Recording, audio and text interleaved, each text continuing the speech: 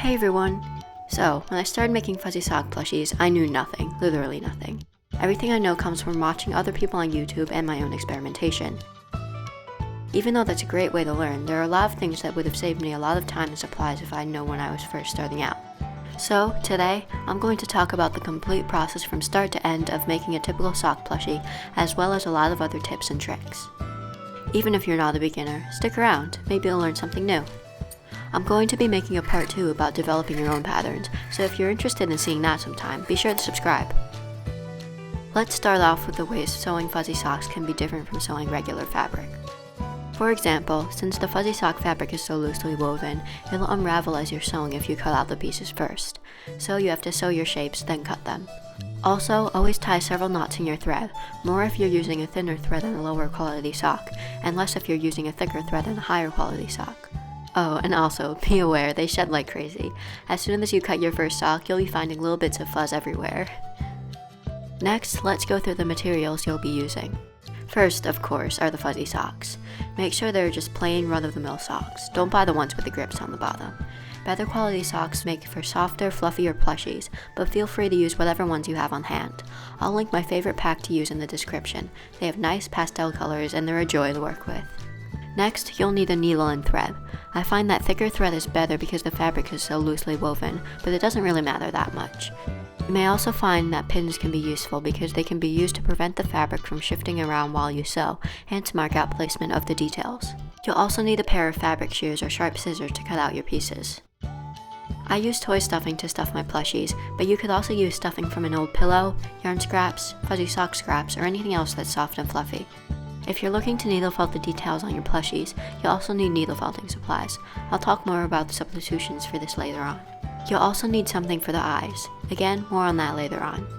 Cheeks are completely optional, but if you want to add them to your plushies, you can use chalk pastel dust, eyeshadow, blush, or any other pigment.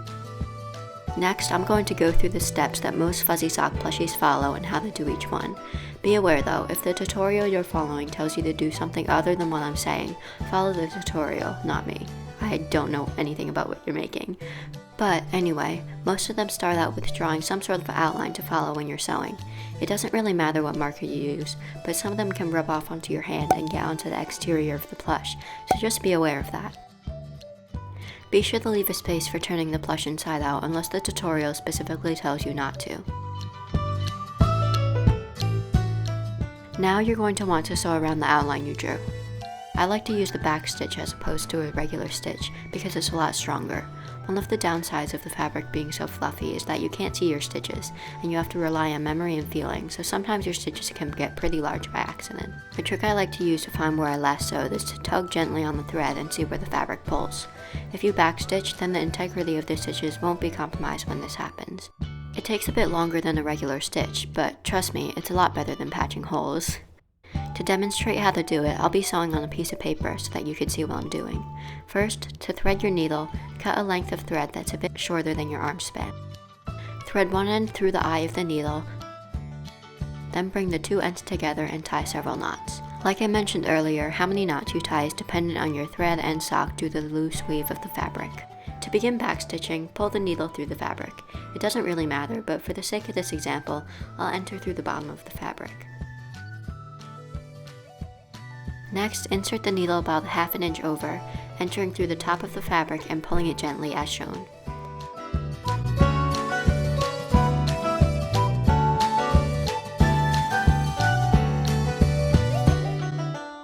Now come up through the bottom in the middle of your stitch.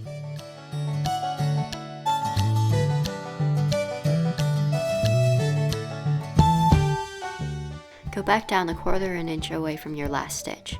It's kind of hard to explain, but you can see what I'm doing.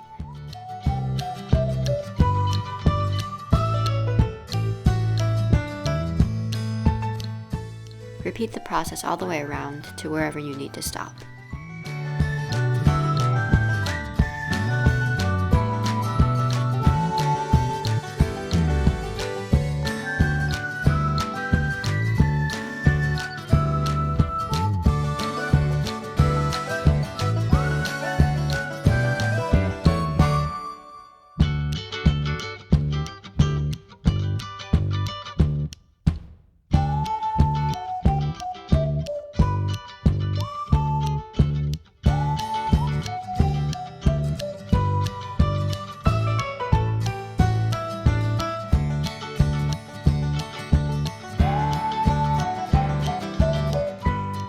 Making sure you left a place for turning, tie a knot in the thread. People do it a lot of different ways, but the way I like to do it is I make a loop, then I bring the needle through the loop to form a knot. But instead of pulling it tight right away, I slide the knot to the fabric and hold it there with my finger, then pull it tight to ensure the knot is close to the fabric. Do this several times to make sure it won't slip through the fabric. Some people like to tie slip knots instead of regular knots, and that's fine if you tie enough. But if you only tie 1 or 2, then it's not really that secure, so I highly recommend tying regular knots. Next, cut out your plush about 1/4 of an inch away from the line of stitches. This is probably one of my favorite parts of making these plushies because it's so satisfying to do. Just make sure not to cut too close to the stitches. In my chicken plush video, I did exactly that. So I just re-sewed it, and you can't even tell because these socks are so good at hiding the mistakes and seams. Anyway, flip the plush inside out, being sure to poke out any small details.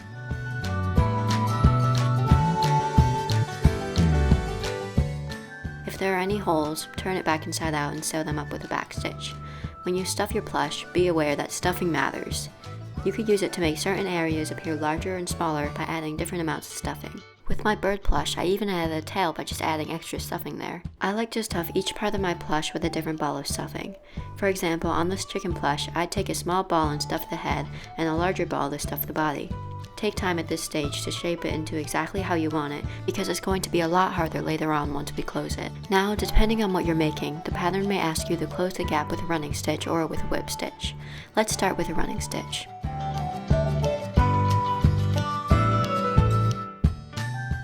What you'll want to do is pull the needle from the inside to the outside to prevent the knot from showing on the outside.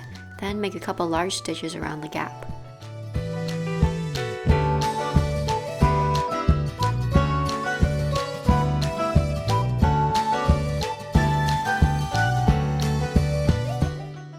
Once you get back to the beginning, pull it close like a drawstring bag, stuffing in all the raw edges.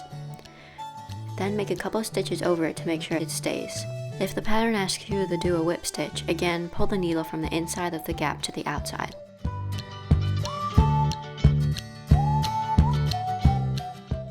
Then, stitch it closed, entering from the same side each time.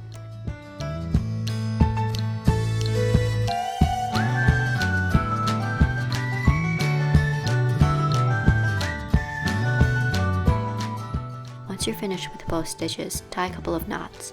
I prefer to use slip knots in this instance because you'll be able to see them on the outside of the plush, and they're flatter and less evident than regular ones. To make a slip knot, make a small stitch in a random spot, but instead of pulling it tight, bring your needle back around and go through the loop. Repeat this several times, then insert the needle into the plush, come out at a random spot, and cut the thread close to the fabric.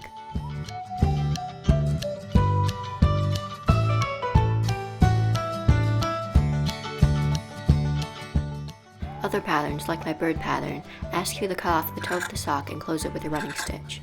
This bypasses the whole back stitching step, which makes them really quick and easy. Some tutorials will sew small pieces out of fuzzy sock fabric and attach them on. It's pretty much the same thing as sewing the main body of the plush. Just draw out your shape, sew, and cut it out. Make sure not to underestimate the amount of room you need to leave open for turning. Depending on the size of the piece, you'll want to leave at least 1/2 inch to 3/4 of an inch open. Then you can just stitch them on until they feel secure, and tie a couple of slip knots and hide the end. Next comes the detail work, which is one of my favorite parts. I find that if you try and sew really small pieces out of fuzzy sock fabric, like details on this chicken plush, it just unravels and it dissolves into fuzz. If you don't know how to needle felt, you could make them out of polymer clay, leaving a hole to sew them on like a homemade bead. Or you could write your own crochet pattern using really thin yarn or some thread. You can also go simple by, say, sewing on a piece of craft foam or felt. When it comes to eyes, there are a lot of things you can do. My go-to method is to superglue on these flat back eyes I found at my local craft store. You can also sew on black beads or tie knots with embroidery thread. Something that's totally optional but I think looks really cute is to make 2 dimples where you want the eyes to go before you glue or sew them on. To do this, I use 2 pins to mark out where I want them, then I thread my needle and enter through a place where I think it won't be seen, like under the wing. Then I come back up where the pins are, then back to the place where it won't be seen, and pulling tightly, I tie a couple knots and hide the end. You should get 2 small indents where you want the eyes. Then you can glue or sew them on as normal. Some patterns ask you to sew the mouth or other details with embroidery thread or yarn. Just make sure you start and end in a place where it won't be seen. One last detail you may want to add is cheeks. You can apply some chalk pastel dust like I'm doing here, or use eyeshadow or blush.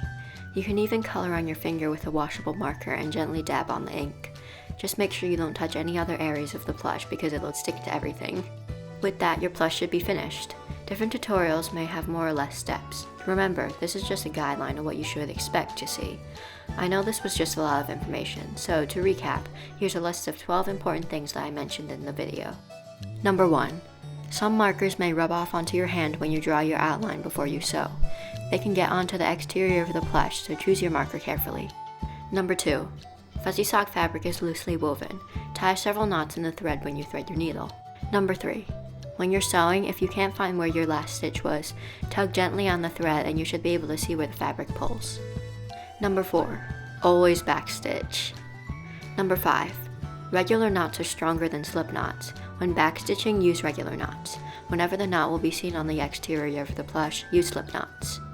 Number 6. Don't cut too close to your stitches. Number 7. Stuffing matters. Use it to accentuate certain parts of your plush. Number 8. A running stitch is just like threading a drawstring bag. Number 9. Leave more room for turning than you think when you're sewing small pieces. Number 10. When you sew something onto your plush, always remember to enter through a place that won't be seen on the exterior of the plush. Number 11. If a tutorial asks you to make a component out of a medium you're not familiar with, remember you can always substitute in a different medium. Number 12. If you don't have beads to use as eyes, you can always tie knots with embroidery thread. So there you have it. If you're interested in starting your fuzzy sock plush journey, I have a bunch of great tutorials for beginners on my channel and I'm constantly adding more. If you enjoyed this video and you're interested in sticking around, be sure to subscribe for more fuzzy sock plushies, crochet tutorials, and general crafty videos. Thanks so much for sticking around till the end, and I'll see you next time. Bye!